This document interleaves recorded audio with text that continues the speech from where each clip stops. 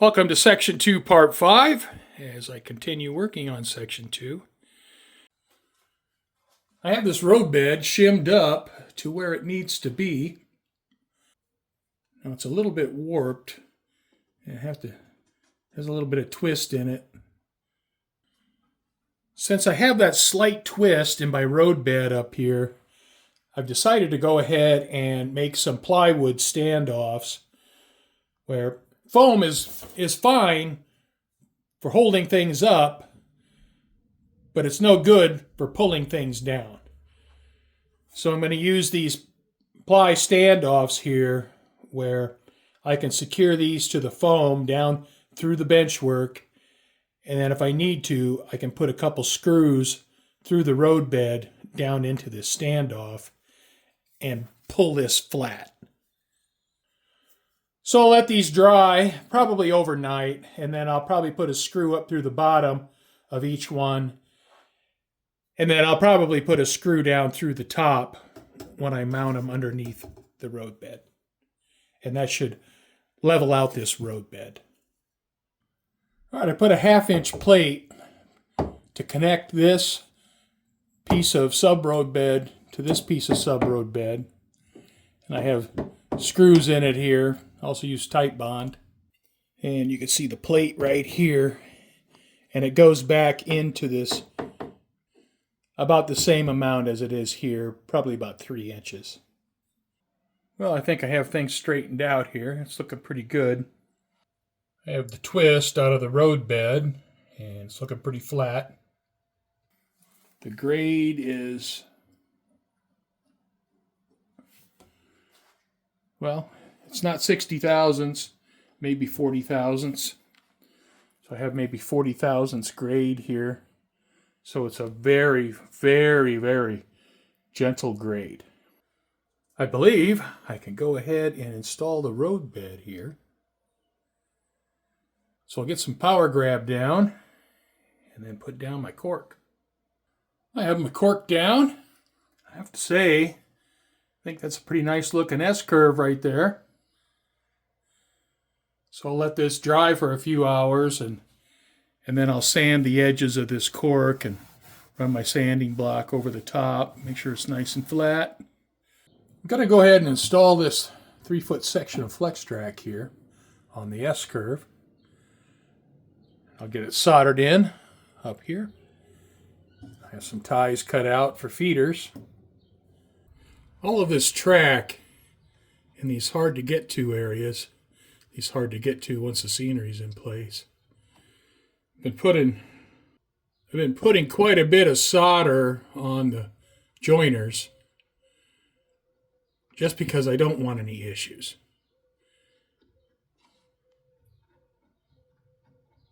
And I want to make sure I maintain a good solid connection between the rails. And I also been putting 2 sets of feeders on every 3-foot section of flex track. So I figure I have a redundant set of feeders. And if anything happens, where a wire breaks, well, then I still have another set of feeders. So I'm trying to make this as trouble-free as I can.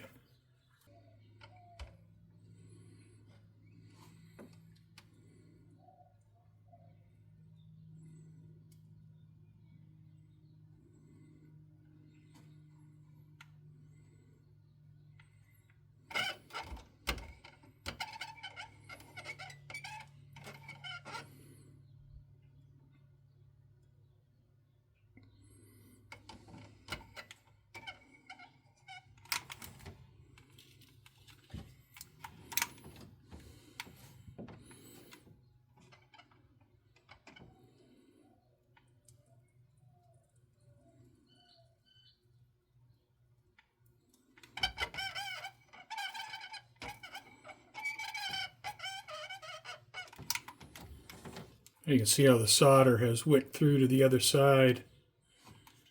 So that should be a really strong joint. I have my piece of flex track glued down.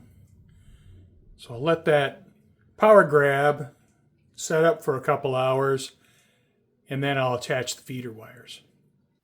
I have the track feeders soldered in place. Now, for me, the number one priority is reliable track. And so I have these feeder wires soldered to the side of the rail. And granted, it's a bit of a heavy solder joint. But I just can't tolerate malfunctioning track. And when I run my trains, I want to run my trains. I don't want to troubleshoot my track. So in my mind, that is a trade-off I'm more than willing to make. Reliability of the track is number one. And if the track isn't reliable and the trains don't run trouble-free, then it's just not a good experience. I do like that S-curve. I think it's pretty sweet looking. Now you have to imagine this in a canyon, mountains up on each side, trains snaking down in the canyon. All right, at this point, I am at 7 inches of elevation. And at this point, I am 6 and about 13/16. So I have 3/16 elevation yet to drop between the east side of the bridge and this spot right here. I've traced out the pattern for the track in this corner, and this goes all the way up to the bridge. Well, I don't have a big enough piece of plywood to cut this in one piece, so it'll be one large piece and then 2 smaller pieces. Well, I have some warping with the plywood. I'm going to have to deal with that.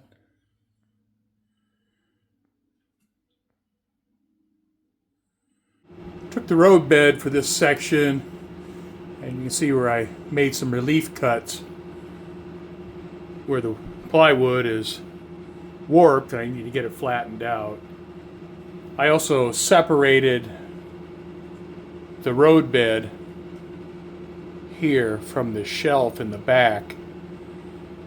When dealing with this warped plywood,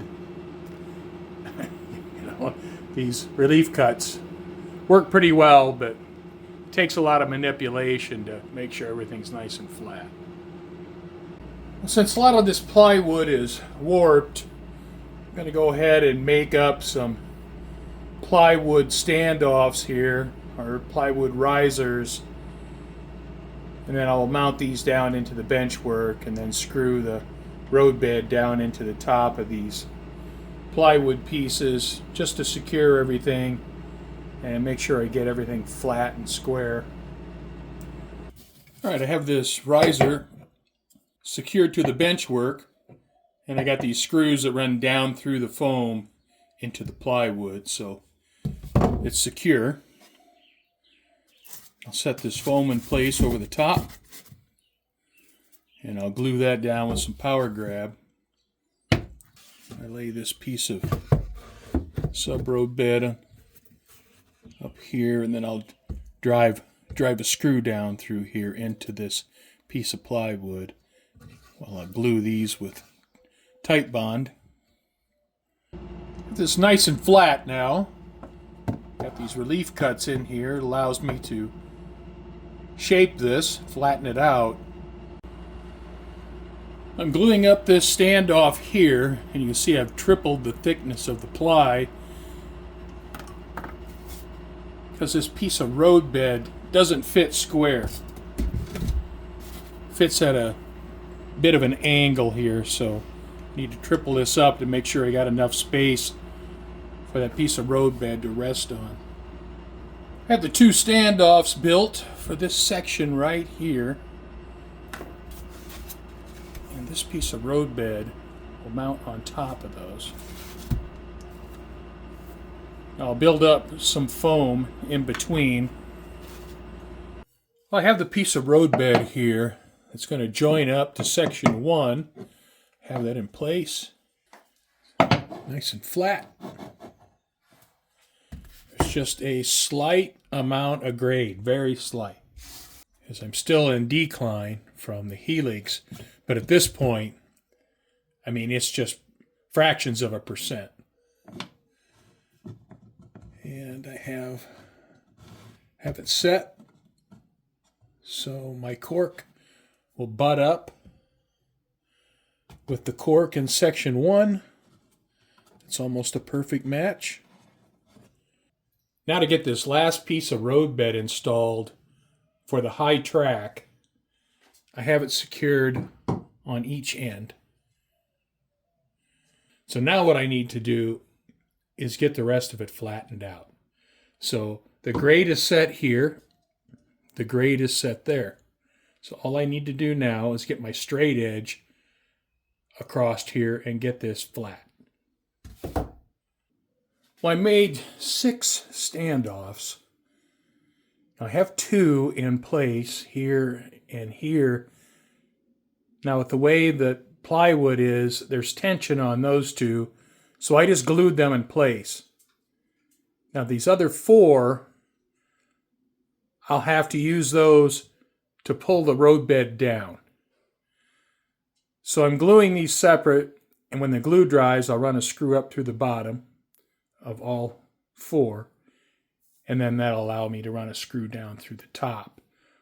All of the standoffs have been glued and screwed, so the roadbed is secure in this area. Right, the roadbed's looking pretty good.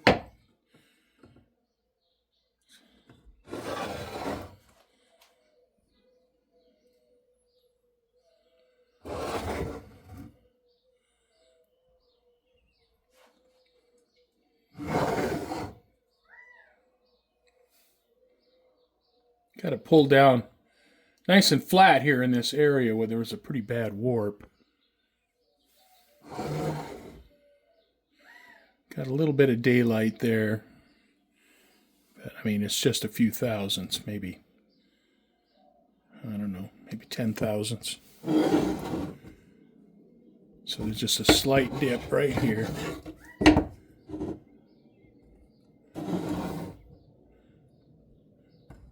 It's perfectly flat there.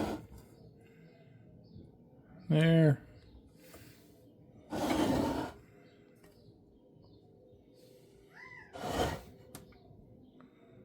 Got a little bit of daylight where those 2 pieces meet up.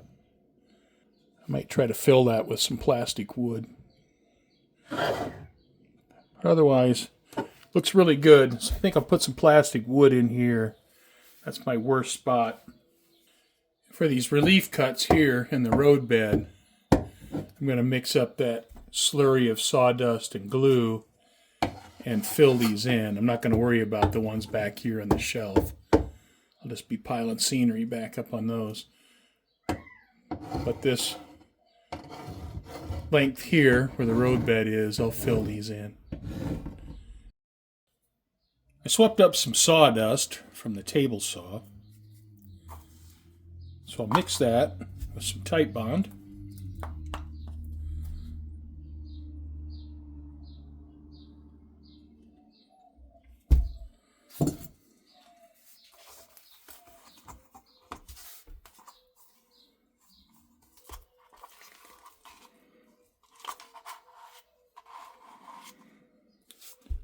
I'm going to take this mixture and apply it to the relief cuts, strengthen the roadbed.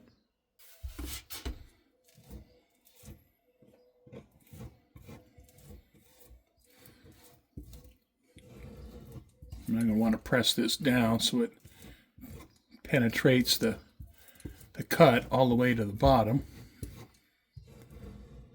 You can see it pushing out in front here.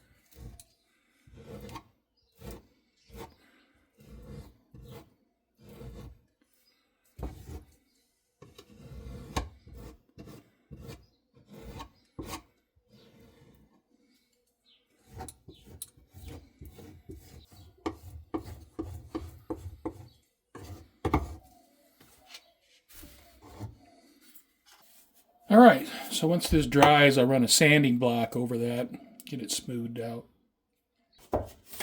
I'll have this low spot filled in, and it's looking pretty good now.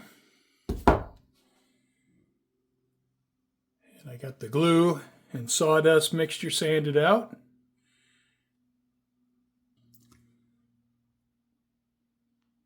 And I have the center line marked out for the Cork roadbed. So I'm going to get ready to install that now. The Midwest Cork roadbed, it comes like this with it cut in the center. It's beveled, and you just peel the halves apart. Now when you peel them apart, there's a really rough edge right here that has to be sanded out. Not so bad on this side definitely, but it wouldn't hurt to round these edges off anyway. Otherwise, you might have some difficulty putting your ballast in place. But yeah, these just peel apart. And now you have a left and right side.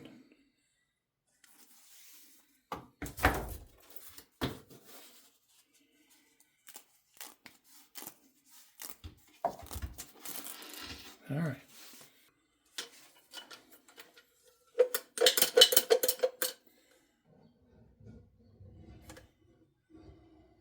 I want to get plenty of adhesive down, but I have to spread it out thin enough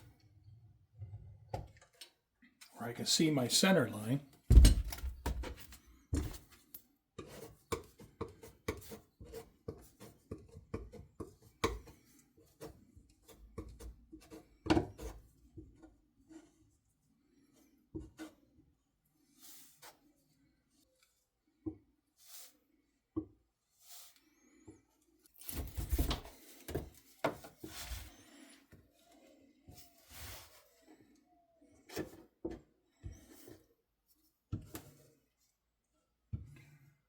What I'll do is once I get this in place, get on a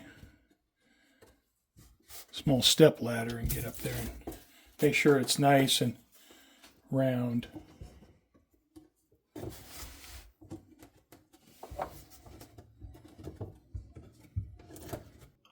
Got up on my step ladder. Everything looks pretty good. So now I'm just going to go over it with my roller, make sure I don't have any air bubbles.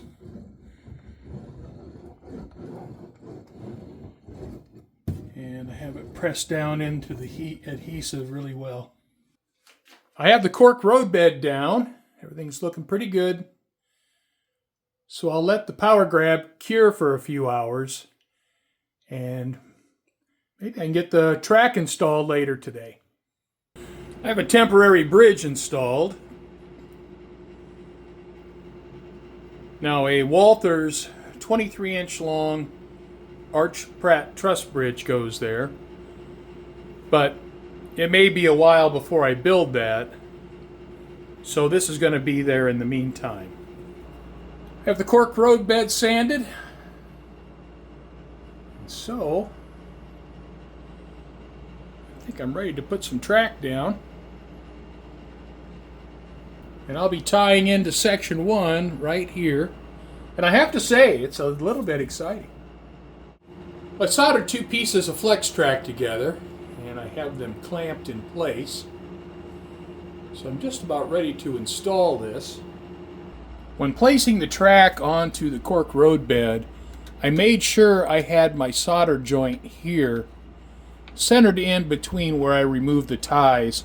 If you're not careful, this inner rail, I have the inner rail, the movable rail on the inside. I always do that. But the inner rail here can slide back and forth, and you don't want it sliding to the point where it's going to break off the tie spikes. And believe me, I found that out the hard way. So I pay attention to that now. So when I put my track down, I want to make sure this rail, this inner rail that moves, is centered between this opening. Right, I have my solder joints made here, and I've marked out right here, I got a black mark across here where to stop applying the power grab. Just have the track held up with whatever's at hand so I can get underneath.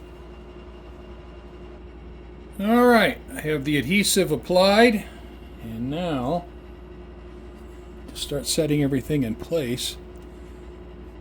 All right, so what I'm going to do now is I'm going to get up on my step ladder and make sure everything's centered up on the roadbed. I think I have everything centered up. So now, I'll take my roller, make sure everything's down flat. I have the track soldered up from here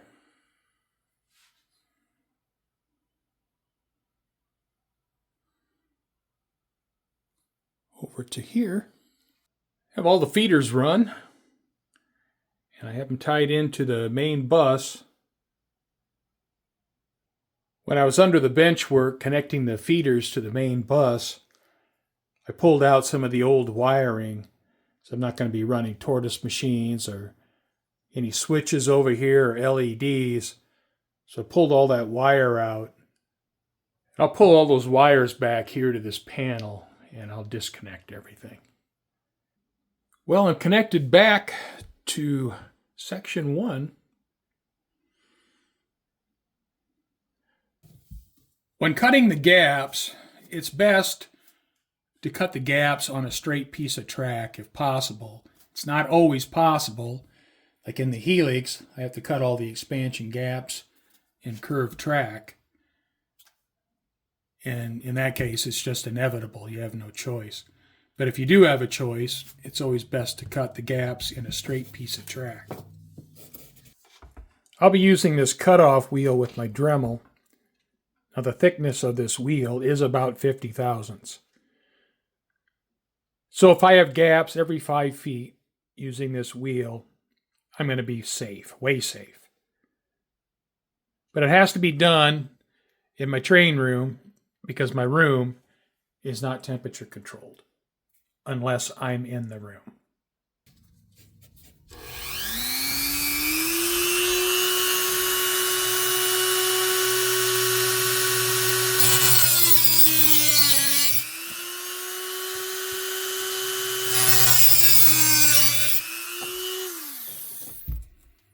All right, now the gaps are staggered, and you notice I have feeders here.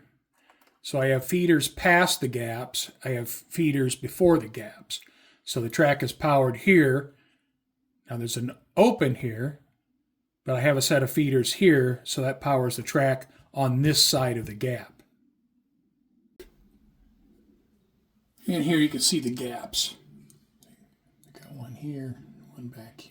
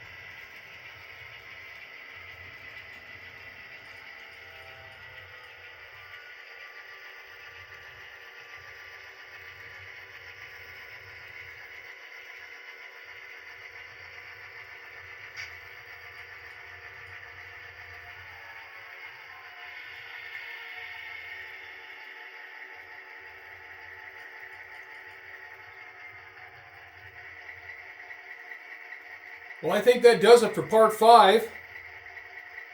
I want to thank you for watching, and I hope you come back and join me again.